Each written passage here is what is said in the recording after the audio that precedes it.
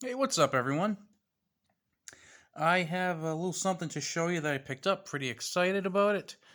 A North American Arms Guardian in 32 ACP.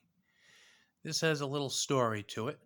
A couple of weeks ago, I went to a local gun shop and I saw that they had this there. It's a used model. I believe it's probably one of the earlier ones, too, by the looks of it. And I really liked it. I've been wanting a C camp, and this is kind of very similar to a C camp, but it's quite a bit less, especially if you get it used. C camps in 32, I've been noticing around $450, $500, and when I do see them used, they're usually not less than four. So I saw this. It was $250. Keep that number in mind. It was $250, and I was really, really thinking about it. And then I looked around. I ended up buying something else, but it was on my mind. So I went back to the store today. It was still there. The owner came up to me and we were talking about it. He took it out of there. And as soon as he took it out, I said, okay, I got to have this. Now, the price was actually dropped to $235. So I'm like, okay, I wanted to buy it at $250. $235, I was thrilled. He offers me to sell it to me for $220. Sold. I took it. Very excited about it. So, like I said, this is a 32 ACP model. They make them also in 380, and then they have the I think it's called the 32 NAA round, and the 25 AAA round, which is like a proprietary round for them. But usually you see these in 32 ACP and 380 ACP. Um, this is a very tiny gun, but it's pretty heavy for the size. It's like a brick. Now, I really wanted it when I saw it and he handed it to me. When I felt how substantial it was, I really liked it. Now, I know some people like guns that are very light. I tend to like something that's got a little bit more weight and substance to it. This one does. Um, all stainless steel, along with the frame. It comes with, when they're new, I believe they come with two 6 round magazines. This one just came with one 6 round magazine. So you can tell it's pretty tiny, 6 rounds of 32 ACP. And has the traditional spot for the magazine. I like this quite a bit because it's kind of like rounded in here on the grips. These are rubber grips. Um, I mean, look how small this is. My finger sticks out past the barrel. I mean, this it's just kind of funny to look at, to be honest with you. And just to just show you again, by the way, this magazine is empty and chamber is clear. Nothing in there. Um, Now I just got this, so I haven't had a chance to clean it yet and really go through it well. I'm also going to see if I can kind of polish this, bring a little bit of shine back to it, which would be kind of cool. Pretty thin gun, and there's really not many places anything can snag on here. It's pretty smooth, pretty snag free. You do have some sights on there, but really not much to speak of. Two little tiny um, rear sight posts and the front sight post. I mean, this is kind of like a point and shoot kind of deal. I mean, I guess if you want to try and challenge yourself at the range, you can maybe you know try and use those. But this is kind of like a 5 or 6 yard pistol. Um, I had this in my pocket. It actually weighs a pound, which is a lot for something so small. But I don't know. It kind of carries like pretty easily. Now, the only thing that's kind of bad, which is what you get with this, is I can only get one full finger on it. If you look at my fingers right there, I got my middle finger and just a teeny bit of this finger here. So, North American Arms actually sells like a rubber extension. I'm thinking of maybe picking up that extension so I can just get 2 fingers on it, which would be pretty nice. So, thinking about doing that.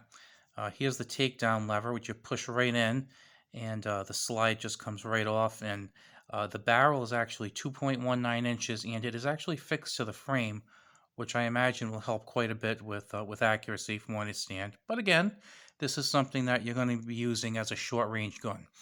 Uh, when I bring this to the range to practice, I'm probably not going to shoot it beyond like 7 yards. If I can hit the bullseye and pretty close to the bullseye at 7 yards, I will be pretty proud of myself.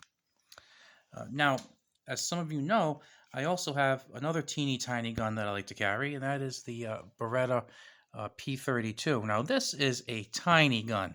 This is little. I mean, it is really, really small. And it's funny because it looks like it's massive compared to this in some ways. Now, this one is much, much lighter than this. Well, like I said, this is a pound. This, I forget what the weight is on this, but unloaded, I really don't think it's more than like maybe 7 or 8, maybe about 8 ounces. But just kind of show you the measurements, and I'm gonna back it up a little bit to that point right there, so you can see overhead. And from the, let's see if I can. Okay, there we go. That's pretty lined up right there, and you can see that the Kel-Tec is about maybe 3/4 of an inch longer, which is pretty amazing.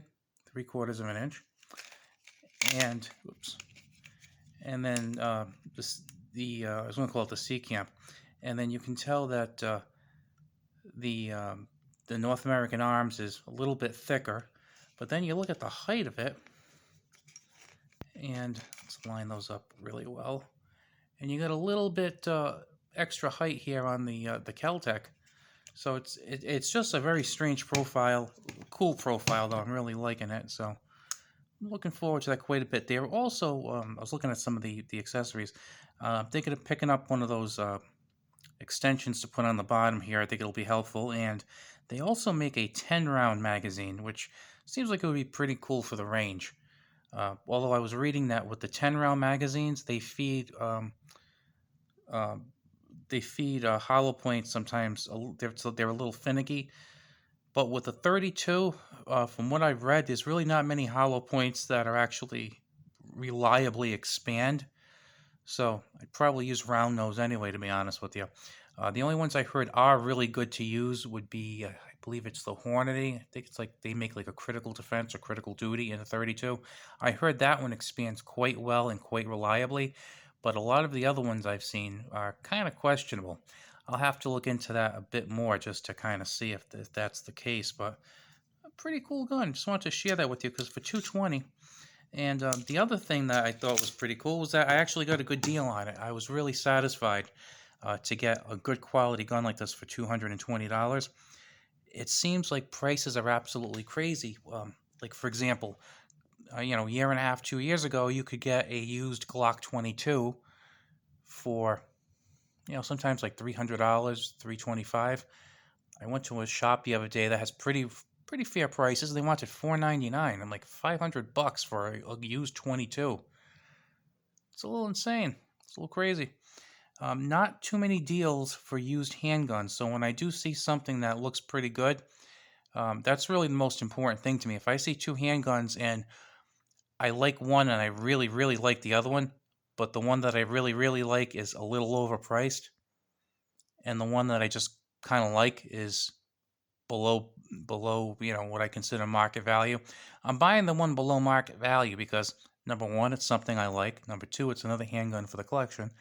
And number three, I feel like it's an investment for me. Now, obviously, I'm not going to have that take the place of my 401 or anything by any means, but it a lot of the things I've purchased in the past have appreciated because when you buy a handgun, you know, it's going to depreciate. And I mean, well, it's true that some of them do appreciate over the years. So if you buy that brand new handgun now, maybe in 20 years it's worth more money, and that's totally possible in a lot of circumstances. But I find that if I intelligently purchase used handguns, that I could, worst case scenario, resell them if need be, or trade them in for what I paid for them, or maybe a little bit better. So I mean, that's what I did when 2016. I had like some like milsurp rifles and whatnot, and I ended up consigning a pretty good amount of things, and I bought some other things, and I did really well on them. Some stuff I made like pretty good profits. Uh, Certainly beat anything in the stock market. And I kind of chalk it up to the fact that I'm kind of like miserly with prices. Like I get a price in my head, and that's what I want to get it for, and I'm usually pretty successful with that. So just wanted to show this to you. I know a lot of people don't like 32 ACP. I like 32 ACP, but then again, I also like 25 ACP. I'm a little strange like that. I just love mouse guns. I don't know why. I think something's wrong with me. I don't know if there's like a treatment facility for guys who like to buy mouse guns, but maybe I should check myself in, huh?